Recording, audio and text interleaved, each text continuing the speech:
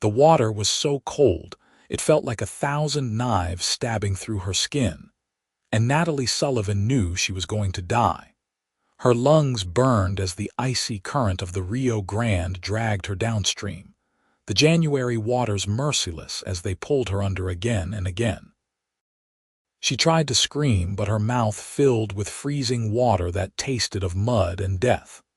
Her heavy skirts had become anchors, dragging her down, and her fingers were too numb to fight against the fabric. The men who had thrown her in were long gone, their laughter still echoing in her ears even as the roar of the water drowned out everything else. They had accused her of theft, of taking money from the mining company's office where she kept the books, but it had been a lie. A cruel, calculated lie to cover their own crimes, and now she was paying the price for discovering what they had done.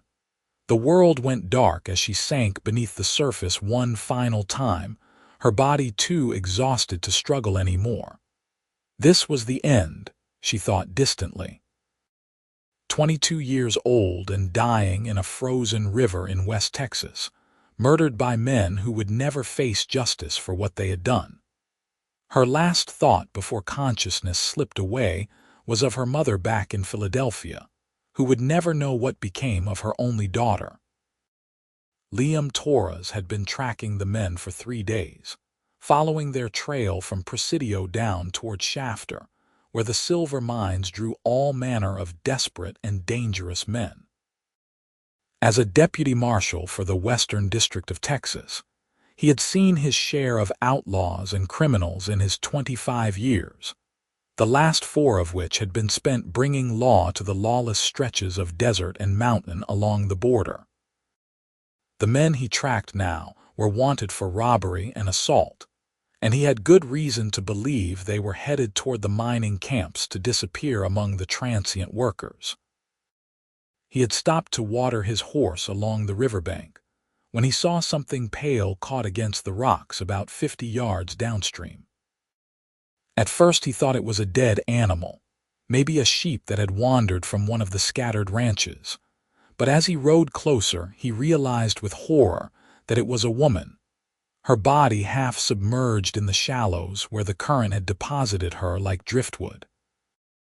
Liam was off his horse before he consciously decided to move, splashing into the freezing water without regard for his own safety. He grabbed the woman under her arms and hauled her onto the rocky shore, his heart pounding as he saw how blue her lips were, how pale her skin. She was not breathing.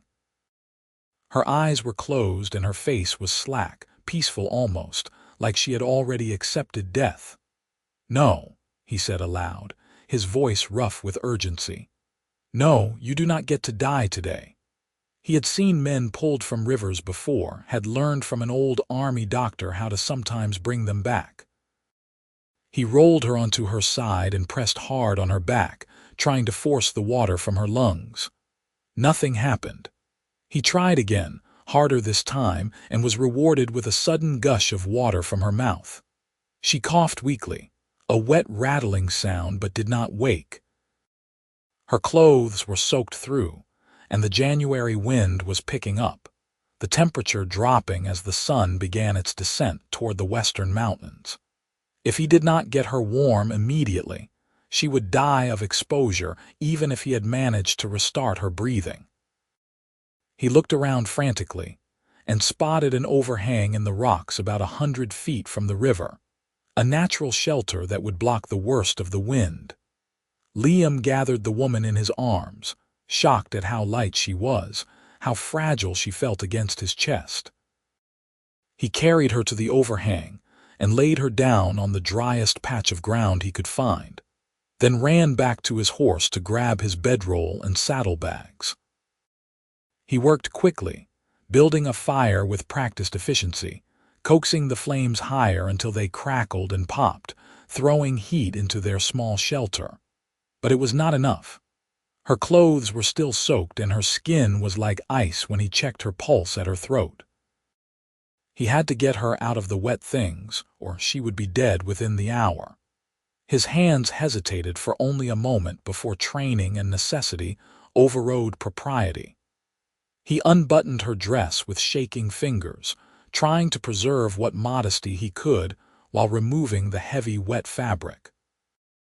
Underneath, she wore a corset and chemise, equally soaked, and he removed those too, averting his eyes as much as possible as he wrapped her in his spare shirt, and then cocooned her in both his blankets and his bedroll.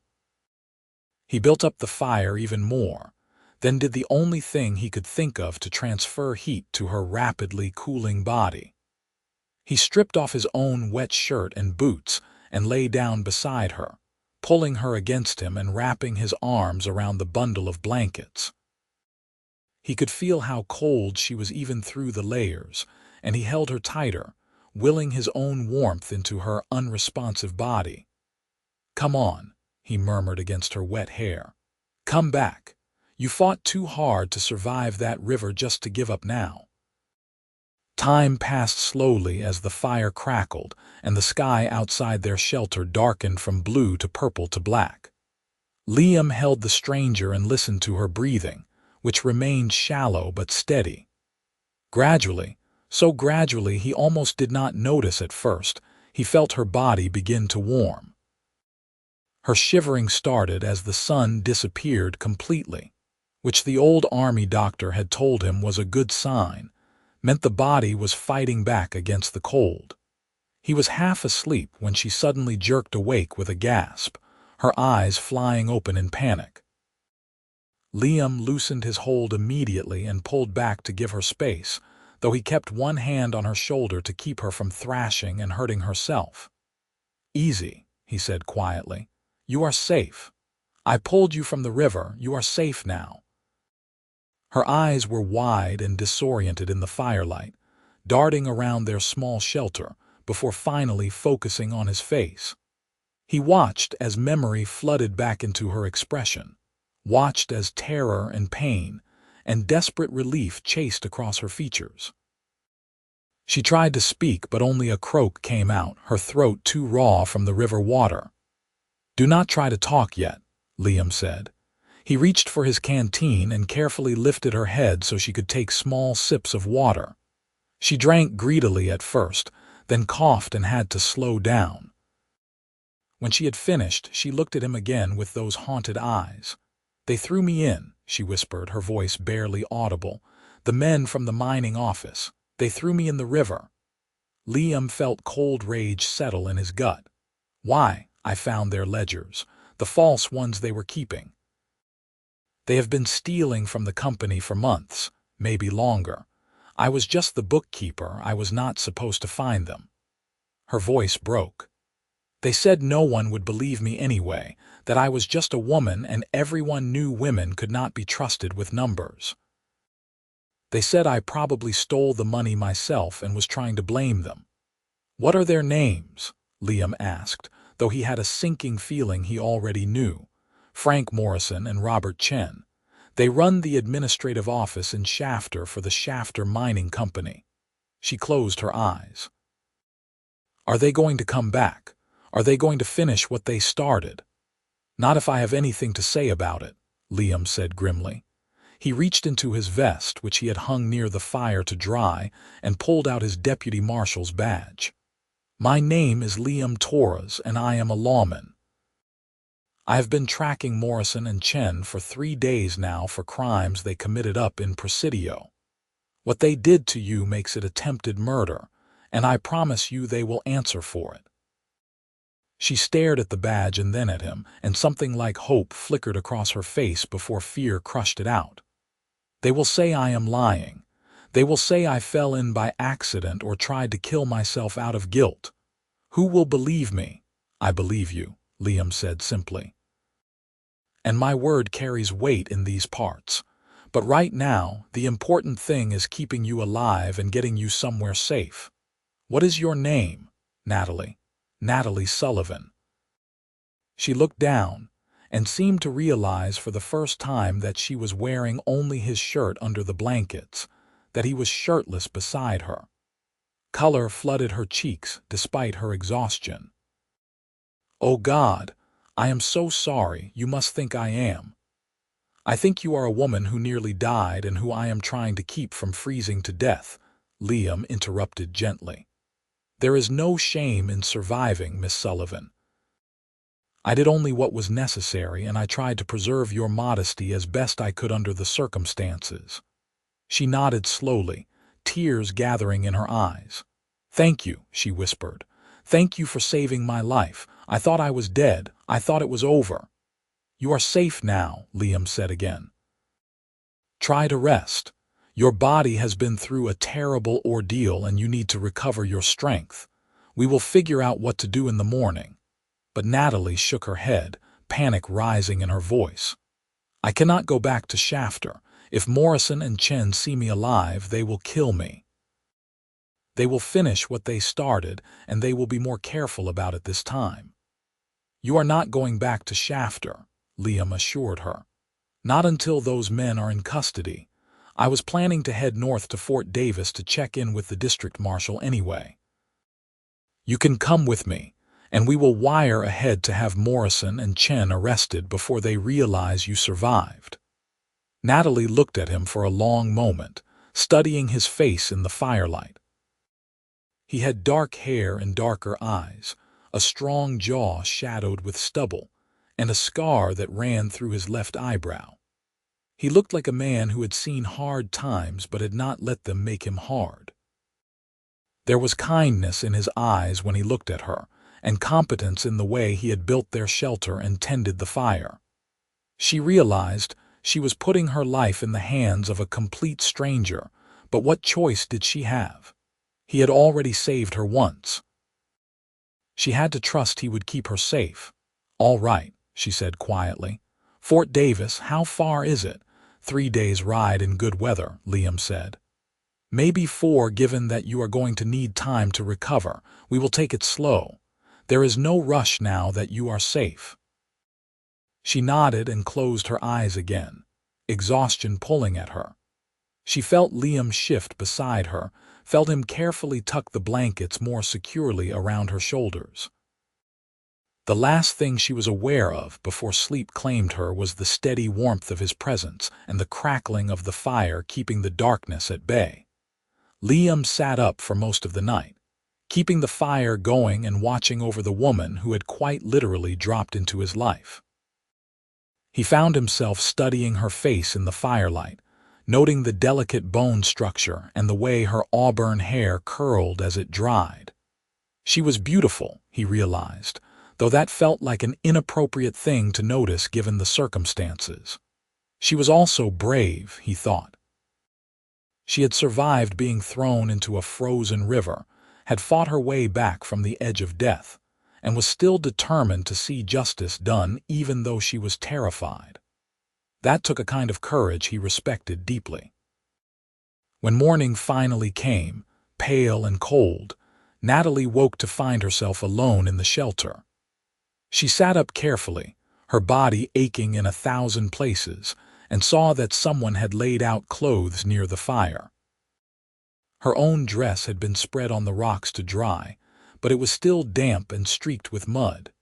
Instead, there was a man's shirt and a pair of trousers, far too large for her but clean and dry. She dressed quickly, rolling up the sleeves and pant legs, and emerged from the shelter to find Liam tending to his horse. He looked up when he heard her approach, and she saw relief cross his face. "How are you feeling?" "Like I drowned in a frozen river," Natalie said, then managed a weak smile. "But alive, better than the alternative." "Can you ride?" Liam asked. "We passed a small ranch about 5 miles back yesterday. If we head there, we might be able to get you a horse and some proper clothes. I know the family that runs it. They are good people."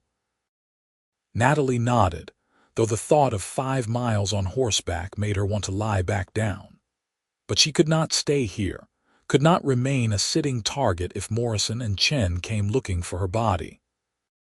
She watched as Liam saddled his horse, a sturdy bay gelding with intelligent eyes, and then came to help her mount. "You will ride in front," he said. "That way I can catch you if you start to fall." She wanted to protest that she was not so weak, but the truth was she felt like she might collapse at any moment.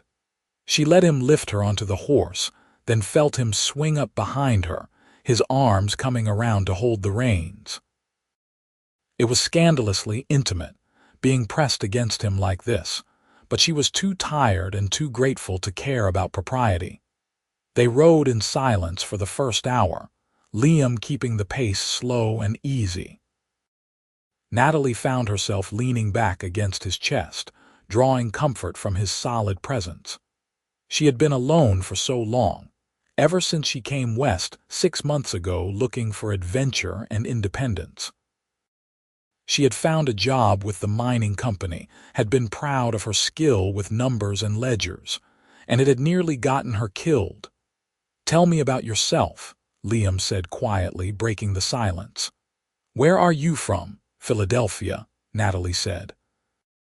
"My father died when I was 16, and my mother remarried a year later. My stepfather made it clear I was not welcome in his house once I turned 18, so I left. I heard there were opportunities out west for women who were not afraid of hard work. I ended up in Shafter because they needed a bookkeeper and I was good with numbers." "Your mother let you go?" Liam asked, unable to keep the surprise from his voice. "My mother does whatever my stepfather tells her to do," Natalie said, and there was old bitterness in her voice. "She said it was for the best, that I needed to learn to make my own way in the world. I think she was just relieved to have one less thing for her husband to complain about." Liam was quiet for a moment. "I am sorry. Families should not treat each other that way. What about you?" Natalie asked, wanting to change the subject. "Where are you from?" "Right here," Liam said. "Born in Presidio, grew up on a ranch outside of town. My mother was from Mexico and my father was a surveyor from Georgia who came west after the war. They taught me to be equally comfortable in English and Spanish, and to value hard work and honesty above everything else. They both passed 5 years ago within months of each other. After that, I sold the ranch and became a lawman. Seemed like the best way to honor what they taught me, trying to bring some order to this wild country." "You must have been young when you started," Natalie observed. 20, Liam confirmed. "Young and probably stupid, at least in the beginning. But I learned fast, and I had good men teaching me. The marshal in Fort Davis took me under his wing and showed me that being a lawman was not about being the fastest gun. It was about being smart and fair and not giving up when things got hard." They rode on, and gradually Natalie began to notice the landscape around them. The desert stretched out in all directions, punctuated by rocky outcrops and hardy shrubs. In the distance, mountains rose against the pale blue sky, their peaks still dusted with snow. It was a harsh land, unforgiving, but there was a stark beauty to it that caught at something in her chest. "It is so different from Philadelphia," she said softly. "Everything there was green and crowded. Here it feels like you can see forever." "It grows on you," Liam said. "The space, the silence. Some people cannot stand it, say it makes them feel too small, but I always found it peaceful. Reminds you that your problems are not as big as they feel when you have all this around you." The ranch appeared in the late morning, a collection of low adobe buildings clustered around a well. Dogs barked as they approached, and a woman emerged from the main house, shading her eyes against the sun. When she recognized Liam, her face broke into a smile. "Liam Torres, as I live and breathe. What brings you out this way?" She was in her 40s, weather-worn but handsome, with kind eyes and capable hands. Then she noticed Natalie and her expression changed to concern. "Lord have mercy, what happened to this poor girl, Maria? This is Miss Natalie Sullivan. She had some trouble down by the river, and I am escorting her to Fort Davis for her safety. We were hoping you might be able to spare some clothes and possibly a horse we could purchase." Maria's eyes narrowed as she took in Natalie's appearance, the way she was dressed in men's clothes, the exhaustion evident in every line of her body. But she asked no prying questions, for which Natalie was grateful. "Come inside, both of you. You look half frozen and completely worn out. I will make some food, and we can talk about horses after you have eaten." The warmth of the house was overwhelming after the cold of the desert. Maria bustled around her kitchen, putting together a meal of beans and tortillas and strong coffee, while her husband, a taciturn man named James, sat at the table and listened to Liam's carefully edited explanation of how he had found Natalie. "Those mining company men are crooked as a barrel of snakes," James said when Liam finished. "Always have been. They cheat the workers, they cheat the suppliers, and they probably cheat the owners back east who think they are making an honest profit. Good thing you found her when you did, Liam." Maria had taken Natalie into a back room and provided her with a dress that was only slightly too large, along with proper undergarments and a heavy wool coat. When Natalie emerged, feeling more human than she had since the river, she found Liam and James discussing horses. "Take the sorrel mare," James was saying. "She is steady and she will not give you any trouble on the trail. Consider it a loan until you can get Miss Sullivan properly mounted in Fort Davis." "I will make sure she is returned or you are compensated," Liam promised. He looked up as Natalie entered and something flickered in his eyes, an appreciation he quickly shuddered. "You look better. Maria take good care of you," she did, Natalie said warmly. "Thank you, Maria, for everything." "You just stay safe, honey," Maria said, patting her hand. "And you make sure those men who hurt you face justice. Women have to stand up for each other out here. The law does not always do it for us." They left the ranch an hour later with full stomachs, and Natalie mounted on the sorrel mare, which had indeed proven to be gentle and well-trained. The afternoon passed in steady riding, and Natalie found herself studying the man who had saved her life. He sat easy in the saddle, constantly scanning their surroundings, his hand never far from the pistol at his hip. He was clearly a man who had learned to be careful, to expect danger, but he was not harsh or cruel the way so many lawmen could be. He had been nothing but kind to her, respectful and gentle, and she found herself trusting him in a way she had not trusted anyone in a long time. They made camp that evening in a sheltered canyon where a small spring provided fresh water. Liam built another fire and laid out their bedrolls on opposite sides of it, a careful distance apart. He shared his supplies with her, dried meat and hardtack that was not particularly appetizing but filled her empty stomach. As the stars came out overhead, countless and brilliant in the clear desert air, Natalie found herself talking, telling Liam things she had not told anyone. She told him about her dreams of independence, of proving she could make it on her own without a husband or a father to support her. She told him about the loneliness of Shafter, where the few other women were wives of miners and had not known what to make of her, a single woman living alone and keeping books like a man. She told him about the satisfaction she had felt when the numbers balanced, when she could look at the ledgers and see order in the chaos. "And then I found the discrepancies," she said, staring into the fire. "Little things at first, amounts that did not quite add up. I thought it was my mistake, so I went back through months of records. That is when I found them, the duplicate ledgers Morrison kept in his desk. The real numbers and the ones he reported to the owners. He and Chen were skimming thousands of dollars." "What did you do when you found them?" Liam asked. "I was going to go to the county sheriff," Natalie said. "But Morrison came into the office before I could leave.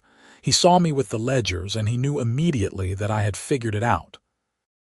He got Chen and they grabbed me, said I was hysterical, that I was making wild accusations because I was in love with Morrison and he had rejected me.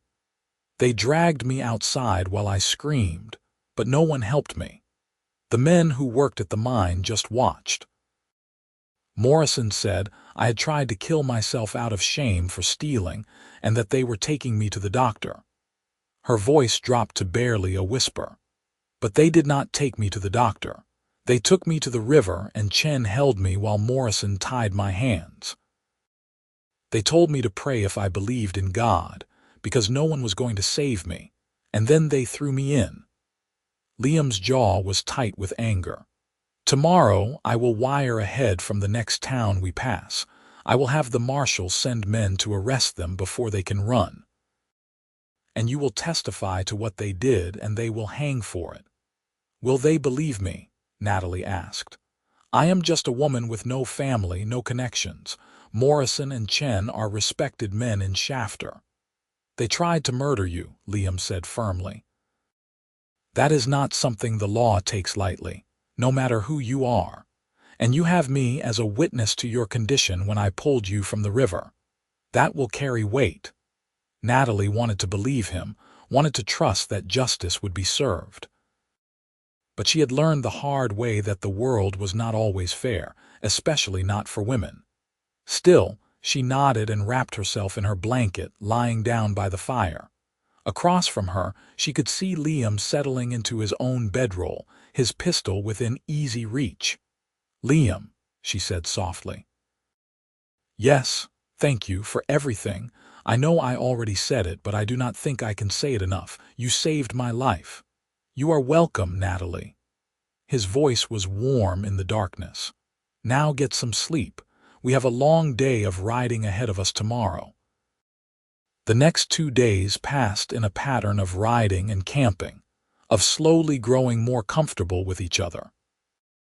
Natalie found herself watching Liam when she thought he was not paying attention, noticing the way he moved with quiet confidence, the way he cared for the horses before seeing to his own needs, the way he always made sure she was warm and fed and safe before he allowed himself to rest.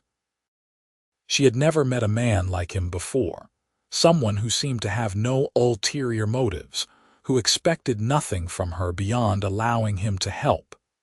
And Liam found himself drawn to Natalie in ways he had not expected. She was smart and brave and determined, refusing to let what had happened to her break her spirit. She asked him about his work, about the places he had been and the things he had seen, and she actually listened to his answers with genuine interest. She made him laugh with dry observations about the absurdities of frontier life, and she did not flinch away from the harsh realities of his job. Around the fire at night, he caught himself watching the way the flames lit up her face, the way she smiled when something amused her, and he had to remind himself sternly that she was under his protection, that she had been through a terrible trauma and needed safety, not a lawman developing feelings he had no right to have. On the 3rd day, they reached a small settlement called Wild Rose, barely more than a trading post and a telegraph office. Liam sent his wire to Fort Davis, explaining the situation in careful legal language and requesting that warrants be issued immediately for Morrison and Chen. While they waited for a response, they stopped at the trading post to resupply. The woman running the post was elderly and sharp-eyed, and she looked between Liam and Natalie with undisguised curiosity. "You two married?" she asked bluntly. "No, madam," Liam said evenly. "I am escorting Miss Sullivan to Fort Davis on official business." "Hum," the woman said, clearly not believing a word of it. But she sold them what they needed without further comment, and Liam was grateful. The last thing Natalie needed was more gossip and scandal. The response to his telegraph came within the hour. Warrants had been issued, and 2 deputies were being dispatched to Shafter to make the arrests. Liam was to continue on to Fort Davis with the witness and give a full report to Marshal Hayes upon arrival. "It is done," he told Natalie as they prepared to leave Wild Rose. "By the time we reach Fort Davis, Morrison and Chen should be in custody." Relief washed over Natalie's face, so profound it nearly brought tears to her eyes. "They cannot hurt me anymore," she whispered. They cannot hurt anyone else. No, Liam agreed. They cannot. They reached Fort Davis on the afternoon of the fourth day, the old military fort rising out of the desert like a promise of civilization. The town that had grown up around it was rough but relatively orderly, and Liam rode directly to the marshal's office. Marshal Hayes was a white-haired man with a weathered face and shrewd eyes. He listened to Liam's report and Natalie's testimony with grave attention, asking pointed questions and taking notes in a careful hand. Morrison and Chen were arrested yesterday evening. Hayes told them when they had finished. They will be held in the county jail in Shafter until trial, which should be within the month. Miss Sullivan, you will need to remain available to testify. Where should I stay? Natalie asked quietly. I have no money, no belongings. Everything I owned was in my room in Shafter, and I am sure Morrison had it cleared out the moment he thought I was dead. Hayes looked at Liam, one eyebrow raised. Liam shifted uncomfortably. There is a boarding house for women in town, Hayes said slowly, run by a respectable widow named Mrs. Fletcher. I am sure we can arrange for you to stay there, and the marshal's office can cover the expenses as you are a witness in a federal case. I can take her there now, Liam offered. Make sure she gets settled. Hayes nodded, his eyes knowing. You do that, Torres. And come back here when you are done. We need to discuss your next assignment. Mrs. Fletcher's boarding house was a tidy two-story building on the edge of town, painted white with green shutters. Mrs. Fletcher herself was a plump, motherly woman who took one look at Natalie and immediately ushered her inside, clucking about how thin she was and how she needed a hot bath and a proper meal.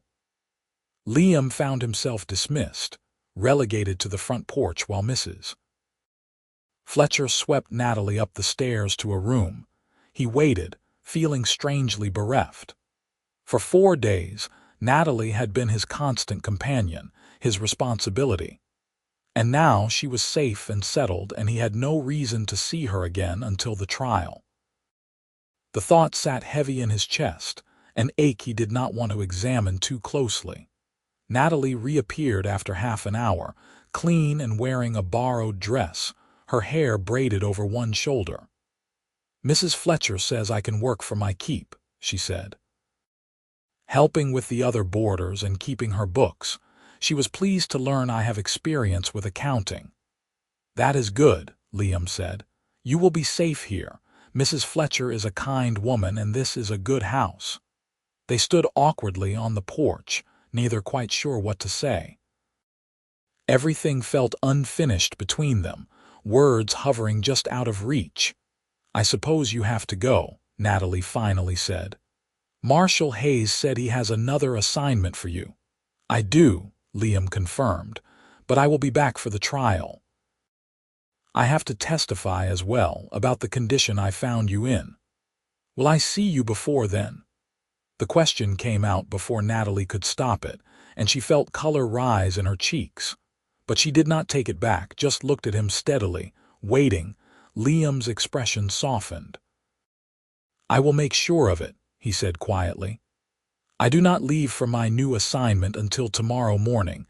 Perhaps I could call on you this evening, with Mrs. Fletcher as chaperone, of course.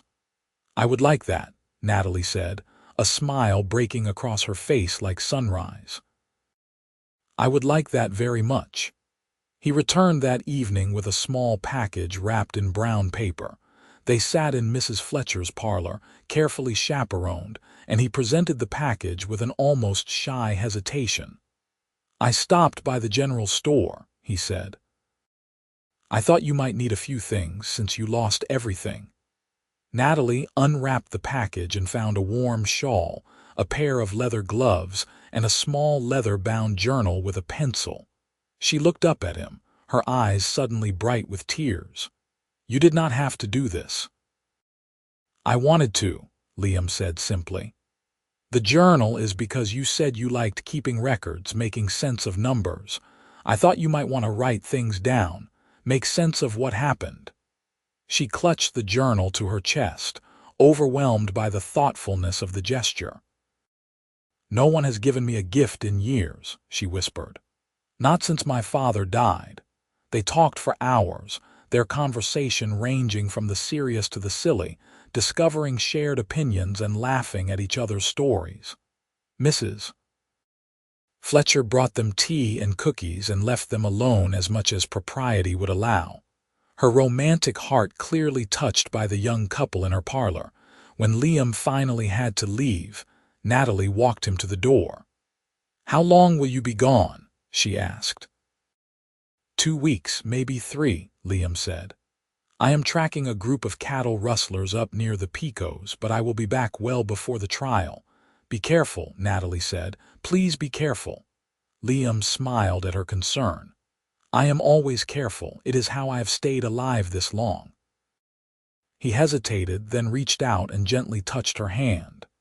"You take care of yourself, Natalie Sullivan, and do not let what happened to you make you afraid to live." "I will try," she promised. And then, impulsively, she stood on her toes and kissed his cheek, quick and soft. "Come back safe, Liam Torres."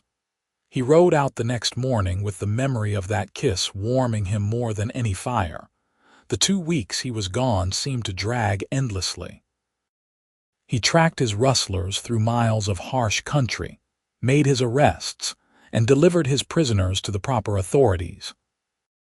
But the whole time, part of his mind was in Fort Davis, wondering what Natalie was doing, if she was settling in well, if she thought about him the way he thought about her. In Fort Davis, Natalie threw herself into helping Mrs. Fletcher run the boarding house. She proved to be an excellent bookkeeper, organizing the accounts and finding ways to save money on supplies.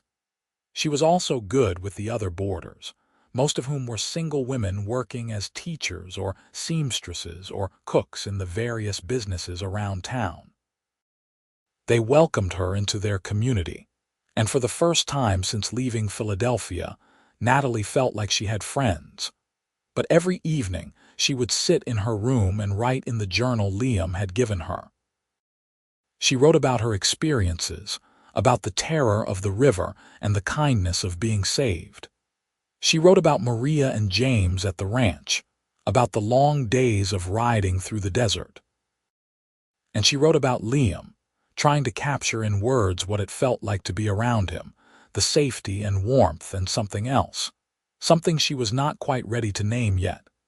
Liam returned to Fort Davis 3 days before the trial was scheduled to begin. He went straight to the boarding house, his heart pounding with an anticipation he could not deny. Mrs. Fletcher answered the door with a knowing smile and called for Natalie. She came down the stairs, and the sight of her made Liam's breath catch. She looked healthier than when he had left, color in her cheeks and light in her eyes, and when she saw him, her face transformed with joy. "You came back," she said, and there was relief in her voice as if she had been afraid he would not. "I promised I would," Liam said. "Did you doubt me?" "No," Natalie said honestly, "but I worried anyway. It is dangerous work, what you do." "I am careful," he assured her. Then, because he could not help himself, he asked, "Would you take a walk with me? There is still daylight left, and I would like to hear how you have been." They walked through the streets of Fort Davis, talking easily, filling in the gaps of the weeks apart. Natalie told him about her work at the boarding house, about the friends she had made. Liam told her about the rustlers and the chase through the canyons, making it sound more mundane than it had been, not wanting to worry her with details of the gunfight that had ended the pursuit. "Are you nervous about the trial?" Liam asked as they paused at the edge of town, looking out at the desert turning gold in the evening light. "Terrified," Natalie admitted. "I will have to face them, Morrison and Chen. I will have to stand up in court and tell everyone what they did to me. What if people do not believe me? What if they think I am making it up?" "I will be there," Liam said firmly. "And my testimony will corroborate yours. The physical evidence is on your side, Natalie. You were half dead when I pulled you from that river. That is not something that can be faked." "I know," she said quietly. "But I am still afraid." Liam turned to face her fully, his dark eyes serious. "Being brave does not mean not being afraid. It means being afraid and doing the right thing anyway. And you are one of the bravest people I have ever met." Natalie felt tears prick at her eyes. "I do not feel brave. I feel scared and small and like everything is too much." "Then let me help carry it," Liam said softly.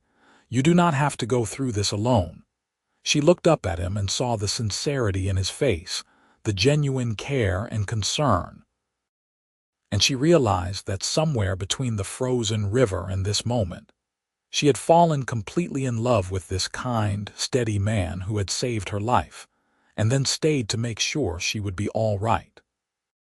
"Liam," she whispered, and the way she said his name held everything she was feeling, all the emotion she did not yet have words for. He understood. She saw it in his eyes, saw his expression shift into something wondering and tender. "Natalie," he said, and then he was cupping her face in his hands, giving her time to pull away if she wanted. When she did not, when instead she leaned into his touch, he kissed her. It was gentle and sweet, and it tasted like coming home. Natalie felt tears slip down her cheeks even as she kissed him back, pouring everything she felt into that connection. When they finally pulled apart, Liam rested his forehead against hers, his thumbs wiping away her tears. "I did not plan to do that," he said, a little breathless. "I should have asked permission. I should have—" "I am glad you did not ask," Natalie interrupted, "because I might have been too nervous to say yes, and then I would have missed out on something wonderful." Liam smiled, that rare, full smile that transformed his serious face. "Can I court you properly?" he asked. "I know the circumstances are not ideal with the trial coming and my work taking me all over the territory, but I would like to try if you are willing." "Yes," Natalie said without hesitation. "Yes, I am very willing." The trial began 2 days later in the county courthouse, a small adobe building that seemed too ordinary for the serious business being conducted within its walls. Morrison and Chen were brought in shackled, their faces hard and unrepentant. When Natalie entered the courtroom, leaning on Liam's arm for support, Morrison's face twisted with shock and then rage. "She is alive," he hissed to Chen. "How is she alive?" Natalie forced herself to walk past them with her head high, though her hands were shaking. Liam squeezed her arm gently and escorted her to her seat, taking his own place nearby. The trial proceeded with the formal rhythms of law, the prosecutor laying out the case with methodical precision. When it was Natalie's turn to testify, she walked to the stand on trembling legs. But as she sat down and looked out at the courtroom, she found Liam's eyes and drew strength from his steady presence. She told her story clearly and completely, leaving out nothing. She described finding the false ledgers, the confrontation with Morrison, being dragged to the river. She described the cold, the terror, the certainty that she was going to die. Morrison's lawyer tried to rattle her on cross-examination, suggesting she was a scorned woman seeking revenge, that her near drowning had been an accident or a suicide attempt. But Natalie held firm, her voice never wavering. "I did not try to kill myself," she said clearly. "Those men tried to murder me because I discovered they were thieves, and they would have succeeded if not for Deputy Marshal Torres." Liam testified next, describing the condition he had found Natalie in, the way she had not been breathing when he pulled her from the river, how close to death she had been. He produced his notes from that day, precise and detailed in the way lawmen were trained to be. The doctor who had examined Natalie after she reached Fort Davis testified about her injuries, the signs of prolonged exposure to cold water, the rope burns on her wrists where her hands had been tied. The trial lasted 3 days. On the final day, the jury deliberated for less than 2 hours before returning with their verdict. Guilty on all counts. Morrison and Chen would hang. Natalie felt the verdict wash over her like a wave, relief and grief and closure all tangled together. It was over. She had faced them and won. Justice had been served. Outside the courthouse, Liam found her standing alone, staring up at the sky. He came to stand beside her, not touching but close enough that she could feel his warmth. "How do you feel?" he asked quietly. "Relieved," Natalie said, "and sad. Not for them, they deserve what they are getting, but sad that it had to happen at all, sad that people can be so cruel." She turned to look at him. "And grateful, so grateful that you found me, that you gave me a chance to see this through." "You did it yourself," Liam said. "You were brave and you told the truth and the jury believed you. That was all you, Natalie." She smiled at him, feeling lighter than she had in months. "What happens now?" "Now," Liam said, taking her hand, "we figure out our lives. You have a job at the boarding house if you want it. Mrs. Fletcher told me she would like to keep you on permanently, not just as a witness who needs shelter. And I will keep doing my job, bringing outlaws to justice. But when I am not working, I will be right here in Fort Davis, courting you properly." "I would like that," Natalie said.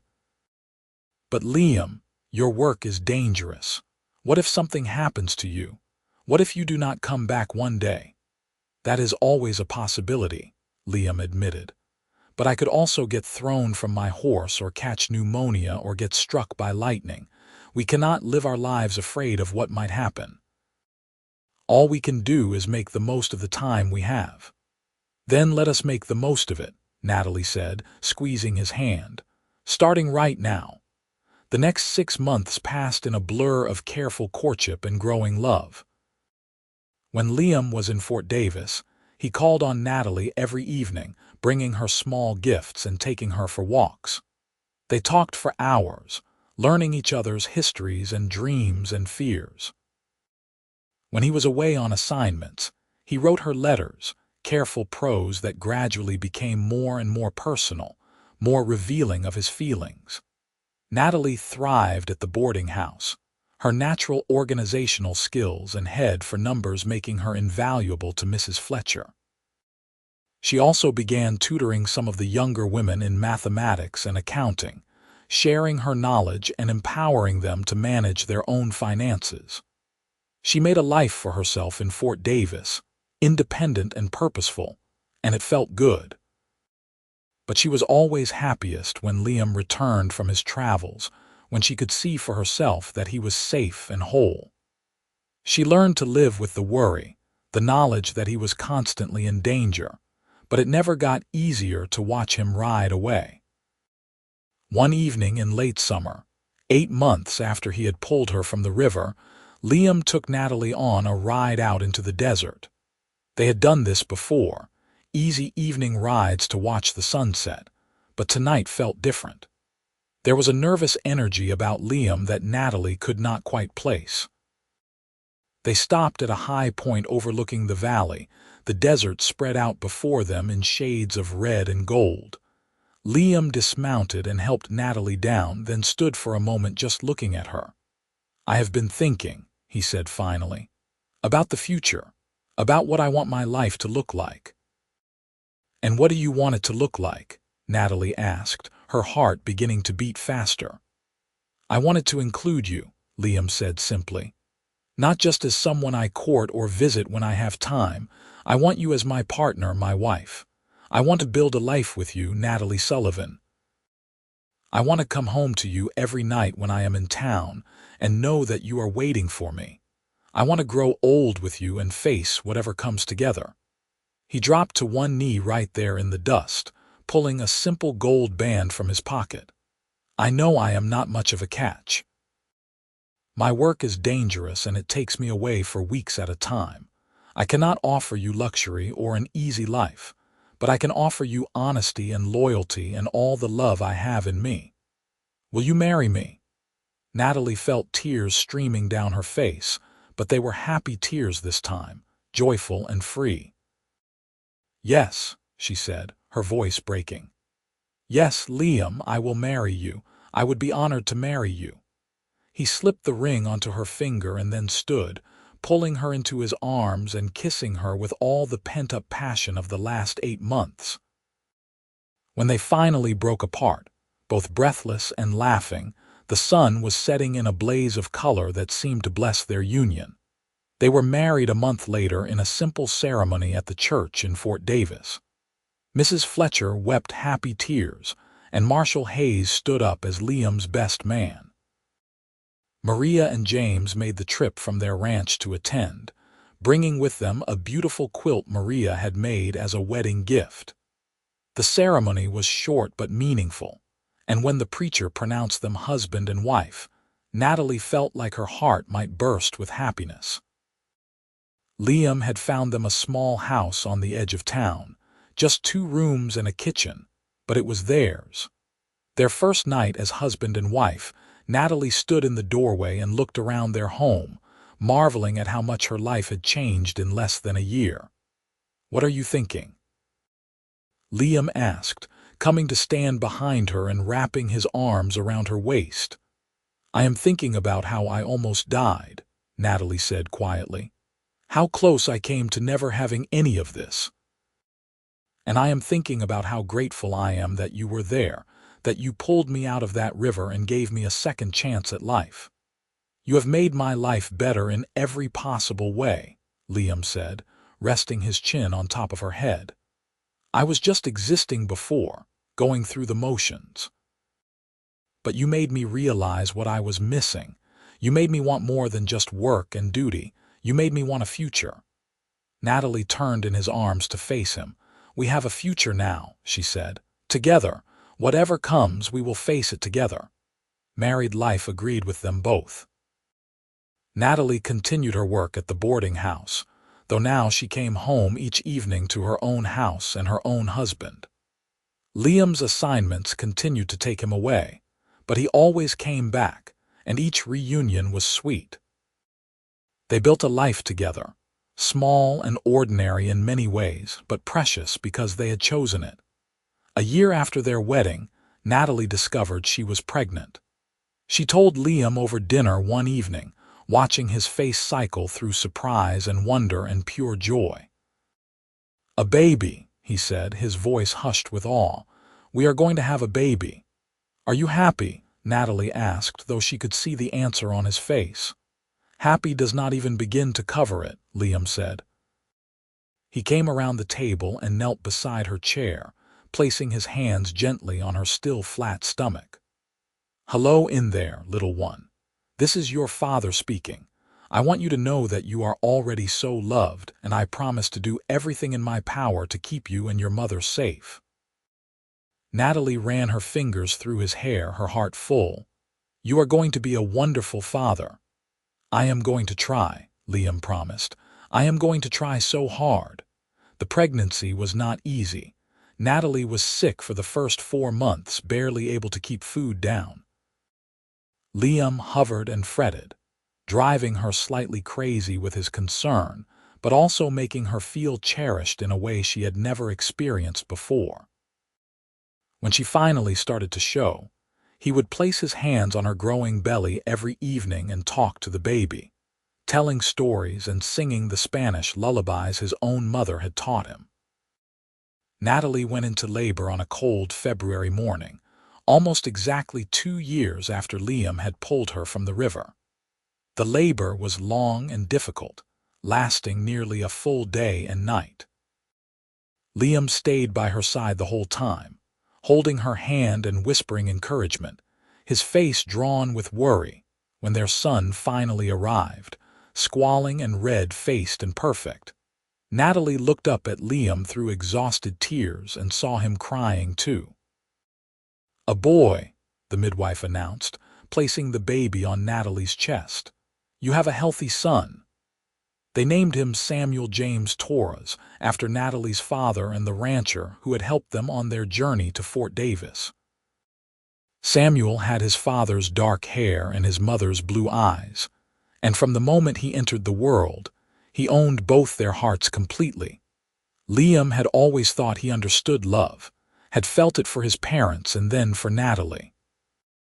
But the love he felt when he held his son for the first time was something else entirely, something primal and fierce. He looked down at the tiny life in his arms and made a silent vow that he would move heaven and earth to protect this child, to give him every opportunity to grow up happy and safe.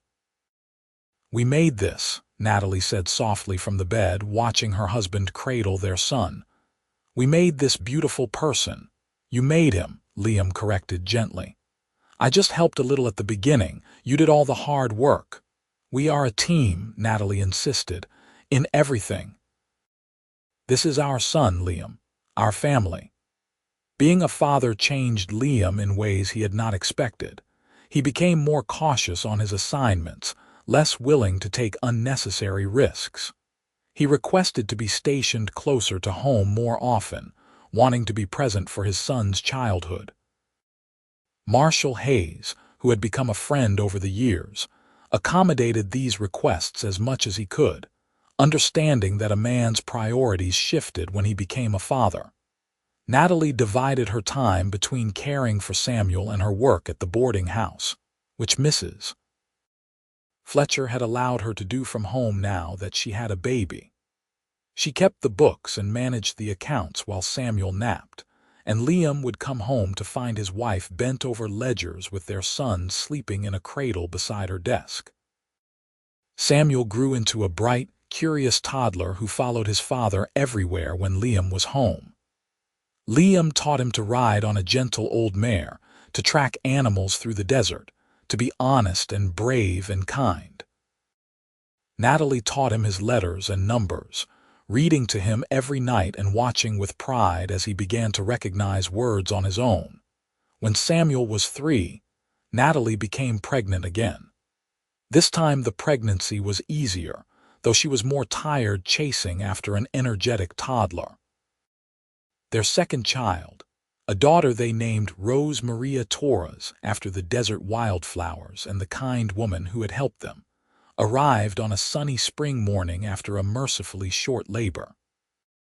Rose had her mother's auburn hair and her father's dark eyes, and she was stubborn from birth, refusing to cry when the midwife spanked her bottom and instead looking around with alert interest. Natalie laughed through her exhaustion and said their daughter clearly had a mind of her own. "She is going to give us trouble," Liam predicted, but his voice was full of love as he held his tiny daughter. "Good," Natalie said. "The world needs more women who cause trouble. Maybe she will grow up to be a lawyer or a doctor or a marshal like her father." Liam smiled at the image. "The world better watch out then. A marshal as stubborn as her mother and as determined as her father would be a force to be reckoned with." The years passed peacefully.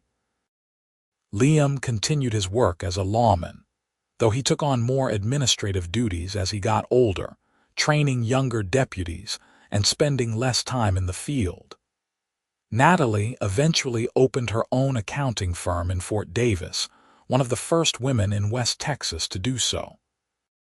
She kept books for ranchers and merchants and mining companies, her reputation for honesty and accuracy spreading throughout the region. Samuel grew into a thoughtful young man who loved books and learning, eventually going to Austin to study law. Rose became exactly the force of nature her parents had predicted, fierce and independent and determined to make her mark on the world. She became a teacher and then a principal, revolutionizing education in Fort Davis and the surrounding communities. Liam and Natalie watched their children grow with pride and wonder, marveling at the adults they became. They had grandchildren eventually, a whole rowdy collection of them who loved to visit and hear their grandfather's stories of the old days and their grandmother's tales of adventure. On their 20th wedding anniversary, Liam took Natalie back to the place where he had pulled her from the river. They were older now, with silver in their hair and lines on their faces, but their hands fit together just as perfectly as they had that first day. You remember being here?" Liam asked, looking at the water flowing past.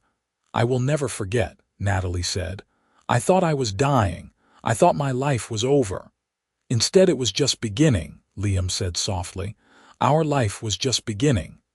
Natalie leaned her head on his shoulder, content. "If I could go back and tell that terrified girl in the water that everything would be all right, that she would survive and find love and build a beautiful life, I do not think she would believe me." "Do you have any regrets?" Liam asked. "About how things turned out?" Natalie thought about it seriously. She thought about the hard times, the years when money was tight and worry kept her up at night. She thought about the times Liam had been injured on the job, coming home bloodied and bruised. She thought about the struggle to be taken seriously as a woman in business, the whispers and doubts she had faced. "No," she said finally. "No regrets at all. Every hard moment led us here to this life we have built together. I would not change a single thing." They stood together by the river as the sun set. Two people who had found each other in the most unlikely circumstances and built something lasting and true. Behind them, their children and grandchildren were waiting at the ranch they had eventually bought, where a celebratory dinner was being prepared. But for now, it was just the two of them, remembering the beginning of their story. "I love you," Liam said, the same words he had said countless times over 20 years, but they still made Natalie's heart skip. "I love you too," she replied. "Thank you for saving my life." "Thank you for giving me a reason to live mine," Liam said. They rode back to the ranch together as darkness fell, the stars coming out overhead like scattered diamonds. The house was warm and bright when they arrived, full of laughter and love and family. Natalie looked around at the faces of her children and grandchildren, at the home she and Liam had built together, and felt a deep sense of satisfaction. She had been left for dead in a frozen river, but a cowboy had pulled her out and warmed her by the fire. And that simple act of rescue had led to all of this. A life full of purpose and meaning, children who made the world better, and a love that had sustained her through everything. As they sat down to dinner, surrounded by the people they loved most, Natalie caught Liam's eye across the table. He smiled at her, that private smile that was just for her, and she smiled back. They had been given an extraordinary gift, a second chance at life when death had seemed certain, and they had made the most of every single moment. The evening stretched on, full of stories and laughter. Samuel talked about an interesting case he was working on in Austin. Rose described her plans to expand the school to include higher grades. The grandchildren ran around causing cheerful chaos. And through it all, Liam and Natalie sat together, their hands intertwined beneath the table, anchoring each other as they had for 20 years. Later, after everyone had gone to bed and the house was quiet, Natalie and Liam sat on their porch looking up at the stars. The desert night was cool and clear, peaceful in a way that still filled Natalie with wonder even after all these years. "What are you thinking about?" Liam asked, his arm around her shoulders. "Everything," Natalie said. "How far we have come, how much has changed. How much I love this life we have built." "It has been a good life," Liam agreed. "Better than I ever imagined possible." "We have been lucky," Natalie said. "So very lucky." Liam pulled her closer. "Luck was me happening to ride past that river at the exact moment I did. Everything else was choice. We chose each other. We chose to build this life together. We chose love over fear, hope over despair. That was not luck. That was us deciding what we wanted and working to make it happen." Natalie thought about that, about all the choices they had made over the years. The choice to trust each other. The choice to get married even though Liam's job was dangerous and uncertain. The choice to have children, to build a business, to put down roots in this harsh and beautiful land. Every choice had been deliberate, intentional, made with love and hope for the future. "You are right," she said. "We made this life together." They sat in comfortable silence for a while longer, watching the stars wheel slowly overhead. Finally, Liam stood and offered Natalie his hand. "Come to bed, my love. Tomorrow is another day." Natalie took his hand and let him pull her to her feet. They went inside together, to the bedroom they had shared for 20 years, and Liam held her close as they drifted off to sleep. The years continued to pass, each one bringing its own joys and challenges. They celebrated more anniversaries, watched their grandchildren grow up and have children of their own. Liam eventually retired from the marshal's service, though he stayed active consulting on difficult cases and training new deputies. Natalie handed over her accounting business to a young woman she had been mentoring, satisfied that her legacy would continue. They grew old together, their bodies slowing down but their love never diminishing. Liam's hair went completely white and he walked with a cane after a bad fall from a horse. Natalie's eyesight faded and she had to wear thick spectacles to read. But they still held hands when they walked, still kissed each other good morning and good night, still found joy in each other's company. On their 40th wedding anniversary, their children and grandchildren and great-grandchildren gathered at the ranch for a massive celebration. There were over 30 people there, all descendants of the union between the cowboy who had pulled a dying woman from a frozen river and the woman who had survived to build an extraordinary life. Natalie stood with Liam in the center of the celebration, overwhelmed by the sea of faces that shared their features, their eyes, their smiles. 40 years, 4 decades since they had spoken their vows, and look what they had created together. Samuel, now a respected judge in Austin, gave a toast. "To my parents," he said, raising his glass, "who taught me that love is not just a feeling but a choice you make every day. Who showed me that the best partnerships are built on respect and trust and genuine friendship. Who proved that ordinary people can have extraordinary love stories if they are willing to work for it. Happy anniversary, mother and father. May you have many more years together." Everyone drank to the toast, and then Rose stood up to speak. "My mother almost died before I was born," she said, her voice carrying across the crowd. "If my father had not been in the right place at the right time, none of us would be here today. But he was, and he saved her, and then they saved each other in all the ways that matter. They built a life based on love and partnership and equality, and they raised us to believe we could do anything we set our minds to. I am the person I am today because of their example. Thank you, mother and father, for everything." Natalie was crying openly now, and Liam was not far behind. They hugged their children and grandchildren, accepting congratulations and well wishes from everyone present. The party went on late into the night, full of music and dancing and laughter. When it was finally over and everyone had either gone home or found beds in the ranch house, Liam and Natalie sat alone on the porch once more. They were both exhausted but happy, filled with the warmth of being surrounded by so much love. 40 years, Natalie said wonderingly. "Has it really been that long?" "In some ways it feels like yesterday," Liam said. "In others it feels like you have been part of my life forever." "I cannot imagine my life without you," Natalie said honestly. "You are woven into every part of who I am." "And you into me," Liam replied. He took her hand and pressed a kiss to her knuckles, the gesture as tender now as it had been when they were young. "Whatever time we have left, however many years or months or days, I want to spend every moment of it with you." "Always," Natalie promised. "We face everything together." That is the deal. They did face everything together, right up until the end. Liam passed away peacefully in his sleep at the age of 78, Natalie holding his hand. She grieved him deeply, feeling like part of her soul had been ripped away. But she also celebrated the incredible life they had shared, the decades of love and partnership.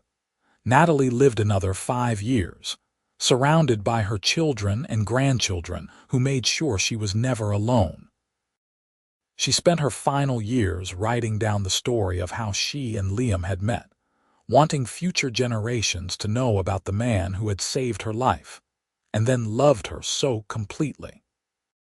She wrote about the frozen river and the fire that had warmed her, about the long ride to Fort Davis and the trial and the marriage proposal in the desert. She wrote it all down in her careful handwriting, preserving their love story for anyone who wanted to read it. On a quiet spring morning, Natalie Sullivan Torres passed away in her sleep, a smile on her face. Her children found her clutching the worn leather journal that Liam had given her so many years ago, its pages filled with their story. They buried her next to Liam on the ranch they had loved, under a headstone that read, "Together in life, together in death, forever in love." Their children and grandchildren and great-grandchildren gathered to say goodbye, sharing stories of the remarkable couple who had started a legacy that would continue for generations. Samuel read from his mother's journal at the funeral, the story of how a cowboy had pulled a dying woman from a frozen river, and how that single act of compassion had led to a love that transformed both their lives. They were ordinary people, Samuel concluded, his voice thick with emotion. But their love was extraordinary. They faced hardship and danger and all the challenges that life could throw at them, and they faced it all together. They built something beautiful and lasting, and we are all the proof of that. We carry them forward in our hearts and in our actions.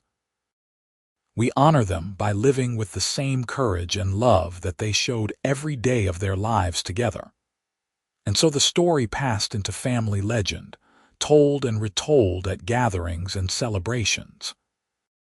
The tale of how Natalie had been left for dead in a frozen river, and how Liam had pulled her out and warmed her by his fire. How that rescue had led to a courtship and a marriage and a life full of meaning and purpose. How two people who should never have met had found each other at exactly the right moment and had built something that lasted beyond their lifetimes.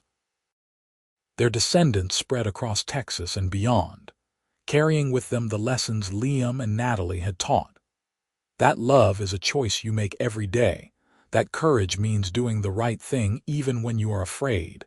That partnership and respect are the foundation of lasting relationships.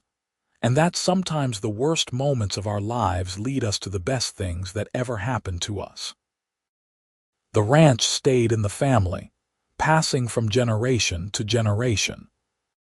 And sometimes, on quiet evenings, family members would sit on that same porch where Liam and Natalie had spent so many hours talking and dreaming, and they would feel the presence of their ancestors in the cooling breeze, in the vast expanse of stars overhead, in the enduring beauty of the desert they had loved. It was a love story that began in tragedy and transformed into triumph, a testament to the power of kindness and courage, and choosing to love someone with your whole heart. It was the story of Natalie Sullivan and Liam Torres, the woman who was left for dead and the cowboy who saved her, and how they saved each other right back and built a legacy that would never be forgotten.